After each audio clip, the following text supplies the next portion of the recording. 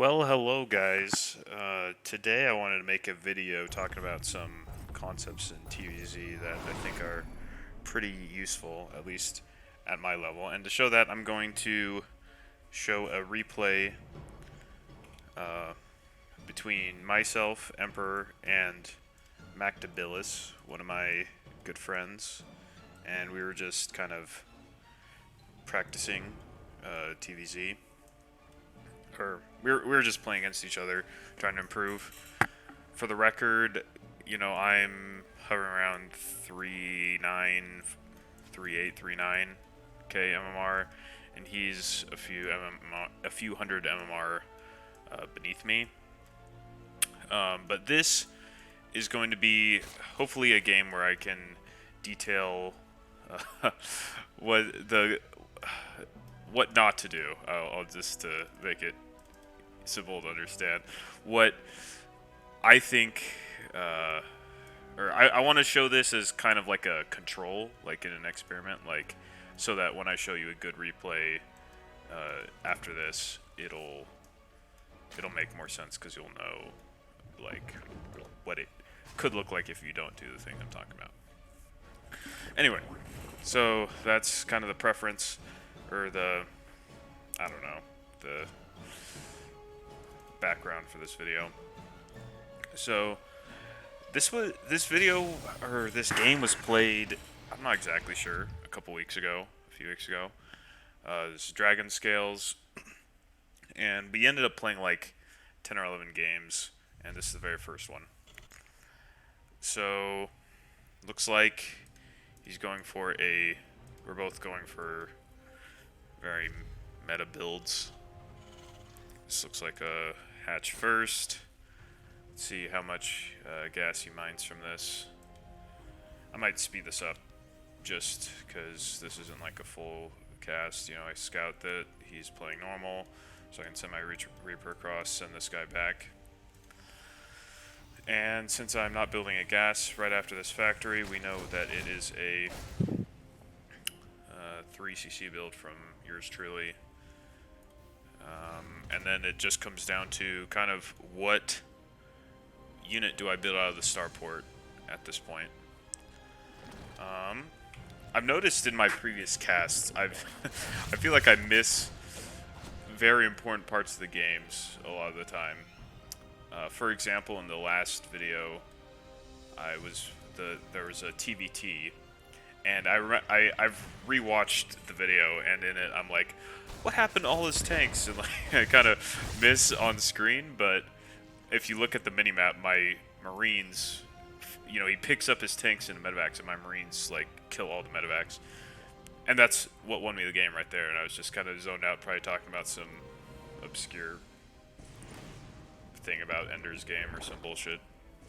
So things looking normal so far. Baneling Nest kills my Reaper, so he could Ling Flood here, but I've already got a wall and I have 6 Hellions. Which once you have a wall, you're fine to move all your Hellions out. Getting these 2 more barracks is up. I can probably float this over. This, 2 eBays, 2 more barracks. I've repeated that a million times, but maybe the more I repeat it, I'll eventually do it right sometime. So, mostly I want to get to the phase where I have stim, combat shields, not really, but 16 Marines, stim, and 2 medevacs, because once you're at that point as Terran, you want to push across the map, and you want to trade with the Zerglings, and then once it looks like you're going to lose, or the Queens come over and start sniping your medevacs, you want to pick up, back off, unload, heal up, and then go back in again. You can take really efficient trades if you keep your Marines group alive. Marines are very, I don't know, they're one of the most like critical mass oriented units in the game, where their damage scales exponentially the more you have. So 11 Marines is pretty ass, but 16 Marines is very, very good, right? So each marine you lose, you think, oh, it's just 50 minerals. It adds up.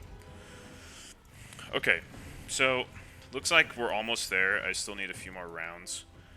I didn't lose these Hellions, which is really important. And I guess I had all these marines sitting somewhere. So what I want to focus on this game is how well do I use these marines? And typically, I should have already moved out with these, and then by this point, you should have another group of 16 and 2 medevacs that you can either send to the other side, or you can group up with this, and hopefully bring some mines as well to put some more pressure on. But at this point, I'll just pause right here. Zerg is on 79 drones and 4 base. Zerg is right where they want to be. 2 macro hatches. He's on 6 gas. Like, this is great for Zerg. He's have plenty of larvae. He's going to have as much economy as he wants. I didn't even know. So he's taking... He tried to take this, but he's taking that now that he can't. And I'm also in a pretty good spot. But Terran economy, I guess... There's going to be a point in the mid-game in the next few minutes where it doesn't really matter. Like, I'll have a great economy, but Zerg's just going to have a better army, I would argue. A more Diamond 1 friendly army than mine, I guess I would say. So, let's just see. I should just be picking this up. Didn't lose a single guy, as far as I can tell. So, this army, right, obviously beats this, right? But it can't get its hands on it, right? It's like Vietnam or something. Like, I'm the guerrilla fighters, and he's the U.S. Army. And if he ever gets into arm's length of me, I'm dead, right? But if I can always just kind of pick up and run, I'll be fine. So now I'm sending a second group around the other side. And this was kind of the main point I wanted to make in this video. Is, I guess, the futility of always pushing from, like, only harassing, essentially.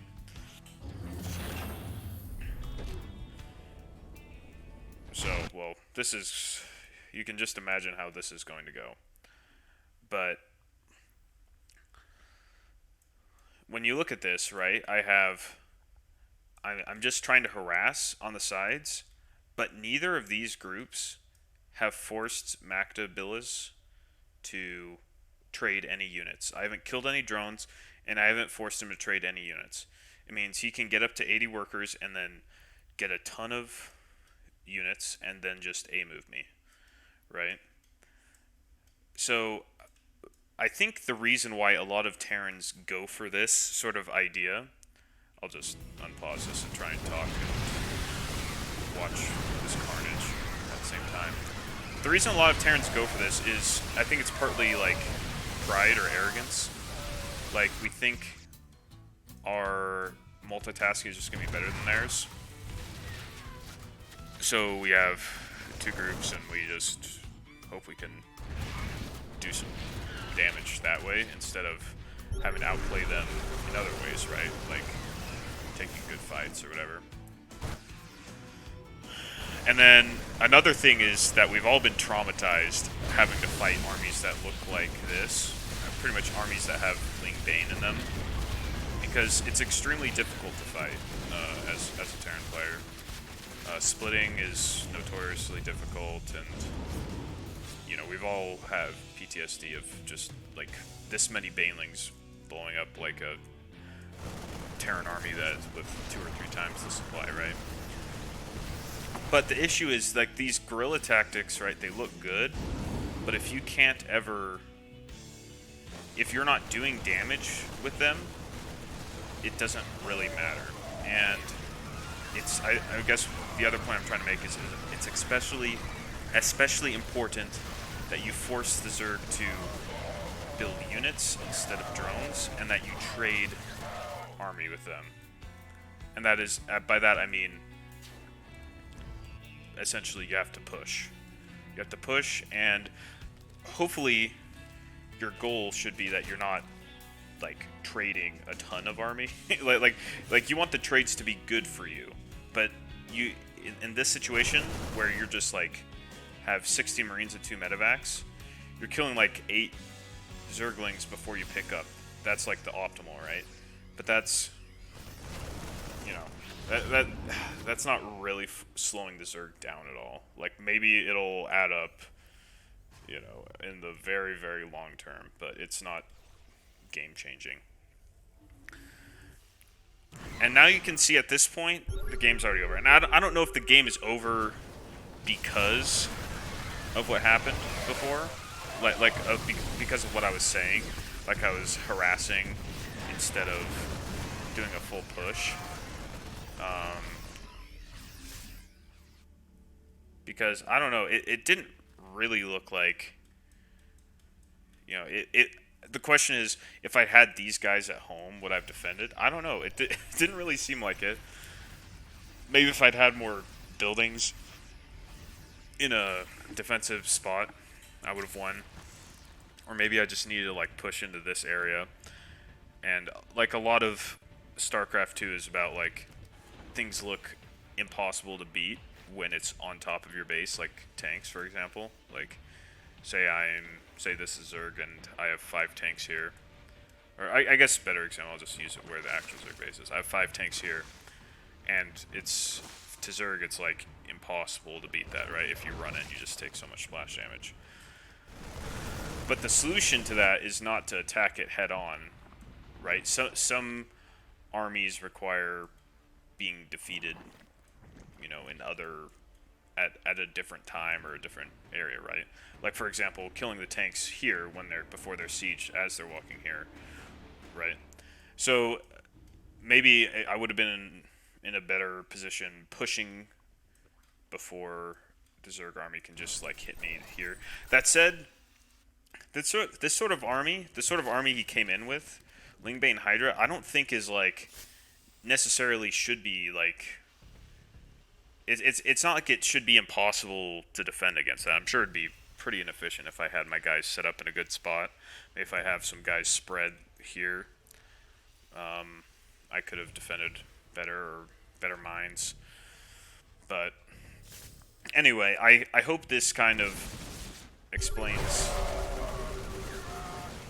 I hope you understand at least what I'm trying to get at with harassing versus pushing, but also maybe to understand why Terrans don't push more.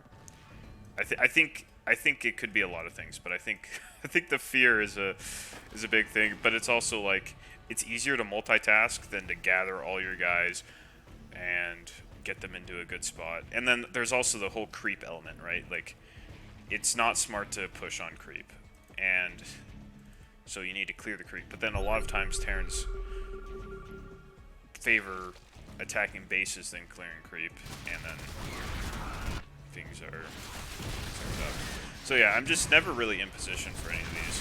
And believe it or not, this game goes on for like 20 more minutes with me just like turtling, mining out a bunch of these bases, but I think I end up being like 20,000 or something resources more efficient, but it doesn't end up mattering. I end up losing. So I think I'm gonna end it here and then go to a better replay. Alright guys, this is a replay between me, Emperor, and Brock Daddy in the bottom left. And in this game I hope to highlight my improvements, or whatever, I don't know, in the stuff I was talking about in the last replay. Specifically, harassing being important, but also committing your whole force to an area to require the Zerg to continually spend units. And I think something I want to show is that, especially in the elo I'm at, Zergs have a hard time doing all the things they need to do while also defending your attack, right? because Zerg, like Terran needs to be prepared if it's getting attacked, but Zerg does too actually. Like, first of all, if they spend all their larvae on drones instead of units, and your attack comes in, they lose immediately. But also, if they're going for a Ling Bane, they need to have the Banes morphed before your attack comes in. And there's no better feeling as a Terran than like having a solid group of bio, and you're just walking into their third base, say it's here, and then you just see them morph the drones or morph the Banelings as you're walking in. Because typically they have like 30 Zerglings or something, but like once you get to a certain spot as Terran, certain mass of units, those lings just evaporate. And then you have all the time in the world to either kill the morphing banelings or just like split your guys into a bunch of, split them up so they don't take the splash. You can focus the base and pick up, any of those options, and the Zerg is screwed, pretty much out of the game, right? I mean, well, obviously it depends on other circumstances. But my whole point is, if you are continuously forcing them to micro the push, it becomes way harder for them to do all the other mechanical aspects of Zerg, which a lot of people would argue is the toughest part of the race, right? Like doing the continuous larva injects, also spreading creep, building more hatcheries, getting up to the drone count you actually need, all that jazz, right? Gets a lot harder when you're also having to defend, and then that, compounds, adds upon itself, right? Because you need to do that. You need to have the larva if you want to be able to defend the Terran's attack. So just in terms of this actual game, I've had a few games like this where Zergs go for this super greedy, like, they try and go for hatch first and still send the lings across. And I mean, it must work, or else why are they doing it? But like, I tried to like micro my SCV, but I think if I just let it sit, it would have finished anyway. So, Brock Daddy, what's the point of this build? And then he says, no. Probably are remarking on how shitty of a build he picked for this. Anyway, so let's speed up a bit. See, Zerg's doing the normal thing, wing speed, third base, doing a lot of drones, and I guess this is a point where we want to see whether he is going to mass some lings. Nope, 7 more drones, and then we got to see how many more gases he takes. And I'm going for this is my current favorite build. Just Viking into Liberator. And I think I got really unlucky with this Viking. And I don't know if it's me getting unlucky or just my bad, but I think I should just be attack. I guess this is probably a good spot for it. So attacking here and then attacking here. Because I attack, hold shift, and then I just click it around the whole map. But I must have just not gotten any important spots. I actually miss these 2 overlords. That's really sad. So, anyway, things look pretty stock standard. Zerg's going for Ling Bane, double Evo. I've got my 3 racks up. I've got my third base, and looks like Zerg is still just building drones. So, I don't know exactly how good this was. It looks like it was pretty good, because he is down to 48 drones. And this is kind of the point where Hellions become less good. If he were to mass lings right now and morph them into banelings and attack the space, like, it would be a small window, but he would have a window to get some damage done. Accidental stim by me. But if you look at this, it's looking pretty similar to that same spot that I paused at before. Zerg, except the Zerg has a few less drones, so I guess I did get some extra damage done. And where are those drones? Oh, I must have missed the Liberator. Or did I? Yeah, it died, but I think it got a bunch of drones dead here, because that only had 7 out of 16 mining on minerals. Okay, so this is where this group is. Try this kind of feudal split micro, but it's kind of what I was saying before. Like, I don't think this was necessarily good, but I did force him to trade his units. So now this base is, you know, the troops defending this are gone, right? So there's more pressure to be put on here. Okay. So there's a very strong army. And I think you should always have a harassment squad on one side. But I think what I argue is instead of having I want to see what happens here. I think I lose 5 SCVs. I mean, it's not bad. Instead of having 2 harassment squads on either side, you want a harassment squad on one side and then a push on the other. And that way you can commit your whole force to that side, right? So this guy is, I mean, every player is different with how they approach it, right? Lots of Zergs are just like, defend, defend, defend. I'm going to get Ultras up and A move. This guy seems like a bit more of a, I'm going to perma counterattack you. It's kind of like playing against Raynor versus playing against Cyril. That's kind of their conflicting styles. Even though Cyril himself is pretty good at always harassing as well. It's kind of like Raynor's a little more famous for it, at least that's what he's looking at. So you can see he does this huge attack, but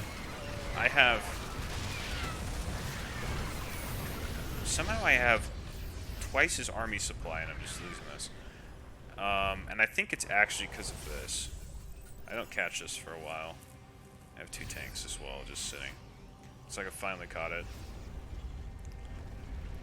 Do I prepare that? And I also have 22 medevacs, which is, in case you don't know, way too many.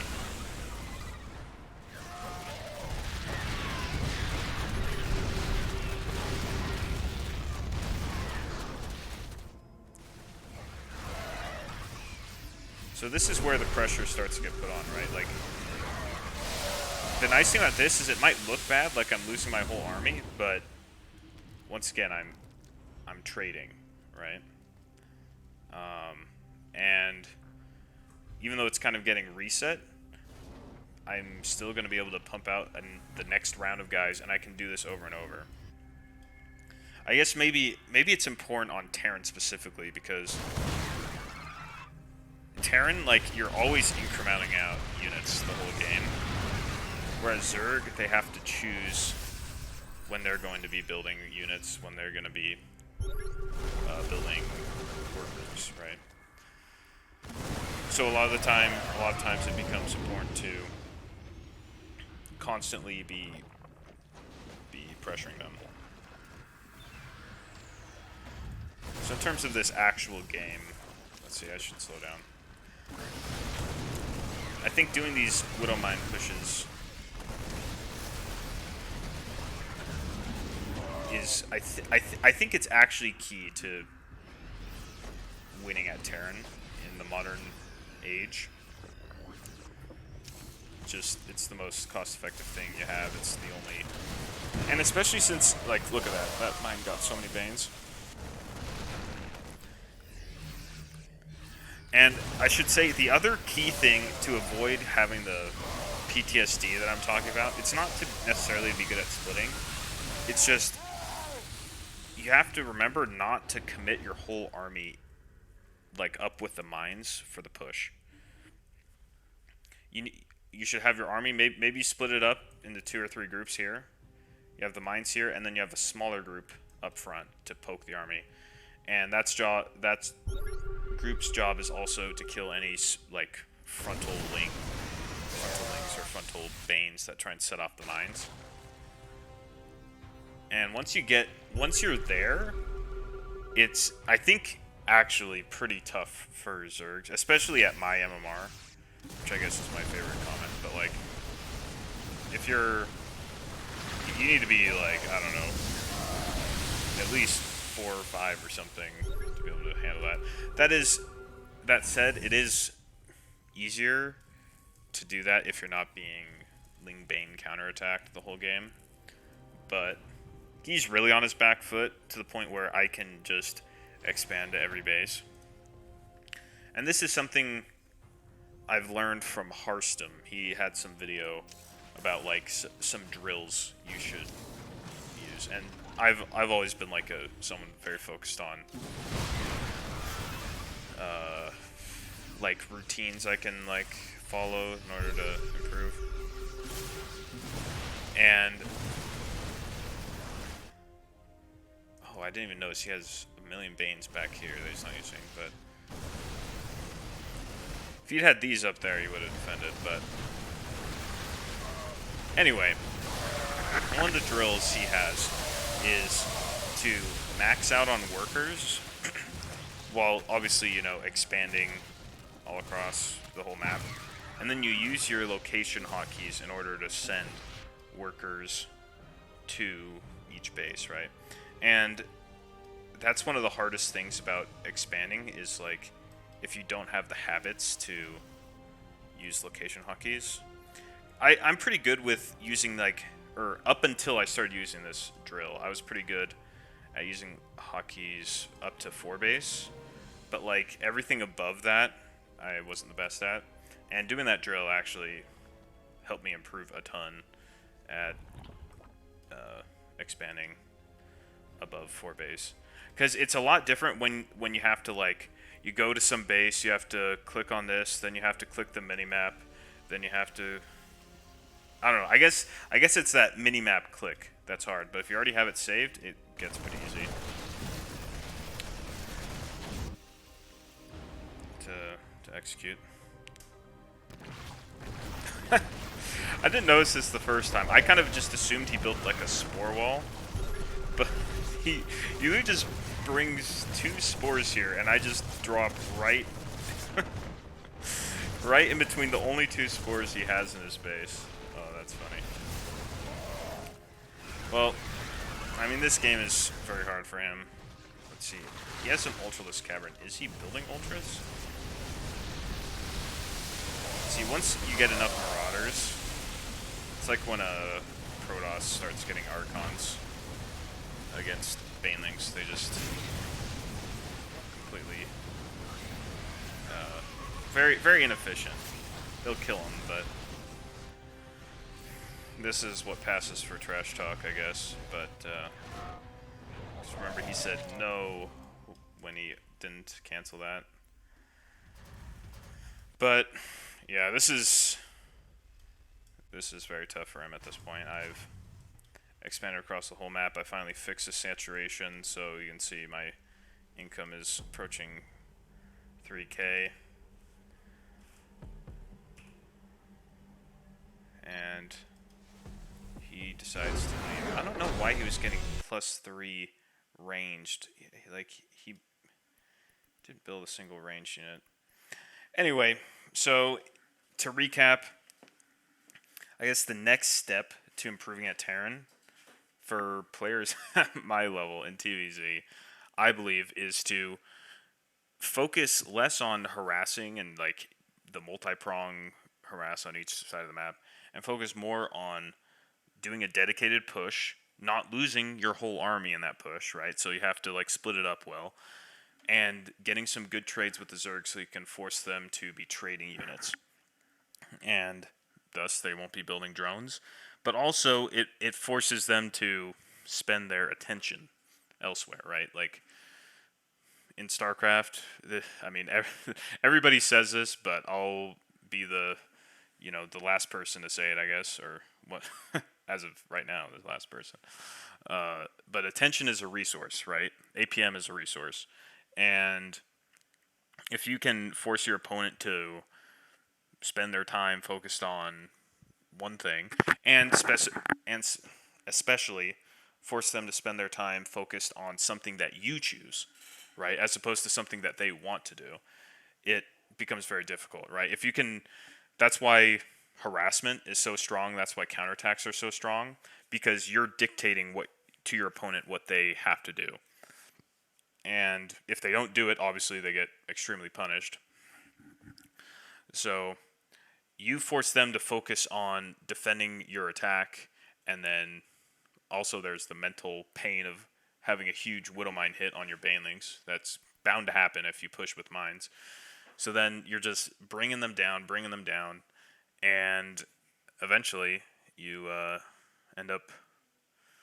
Eventually, their macro starts to slip. Their mechanics start to slip.